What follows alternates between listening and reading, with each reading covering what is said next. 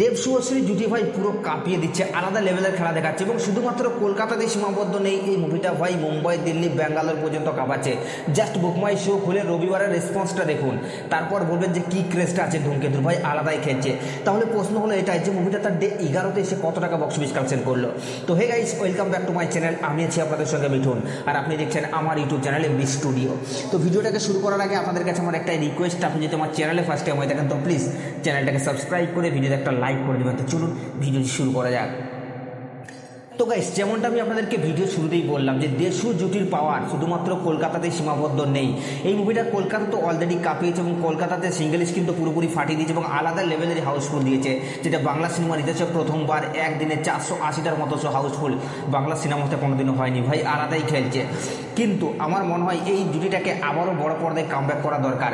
কেন বলছি? কারণ এই জুটিটা শুধুমাত্র কলকাতাতে সীমাবদ্ধ নেই, এই জুটিটা অলরেডি মুম্বাই কাঁপাচ্ছে, দিল্লি কাঁপাচ্ছে, ব্যাঙ্গালোর কাঁপাচ্ছে এবং ব্যাঙ্গালোরের রীতিমতো শো বাড়ানো হয়েছে। মানে বুঝতে পারছেন কী লেভেলের ক্রেজ আছে, দর্শক সামলানো যাচ্ছে না। মানে ব্যাঙ্গালোরে ভাই আলাদাই খেলা দেখাচ্ছে, জাস্ট একবার বুকমাই শোটা খুললেই আপনি বুঝতে পারবেন আলাদাই ক্রেজ আছে ভাই ধূমকেতুকে নিয়ে। কিন্তু তারা কি তাদের কথা রাখবে? তারা যে কথাটা দিয়েছিল যে বক্স অফিসে 30 পার্ট দেব শুভশ্রী, বারবার এই কথাটা রানা সরকার বলেছিল, তাহলে কি দেব শুভশ্রী জুটি আবারও বড় পর্দায় কামব্যাক করবে? কেন বলছি? কারণ অলরেডি আপনারা জানেন এই মুভিটা গ্রস কালেকশনে অলরেডি 20 কোটির ক্লাব ছাড়িয়ে গেছে। যদিও দেবদার নেট কালেকশন দিচ্ছে, কিন্তু 20 কোটির গ্রস কালেকশন অলরেডি করে নিয়েছে মুভিটা।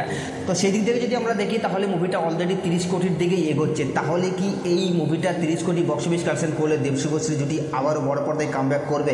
এই প্রশ্নটা তো থেকেই যায় এবং আমার মনে হয় জুটিটাকে আবারও বড় পর্দায় কামব্যাক করার দরকার বড় কোনো প্রযোজনা সংস্থার সাথে, মানে এসডিপের মতো প্রযোজনা সংস্থা এবং বড় কোনো মুভির মাধ্যমে, যেটা প্যান ইন্ডিয়া লেভেলে খেলবে। ভাই আলাদাই খেলা দেখাবে আমার মনে হয় মুভিটা।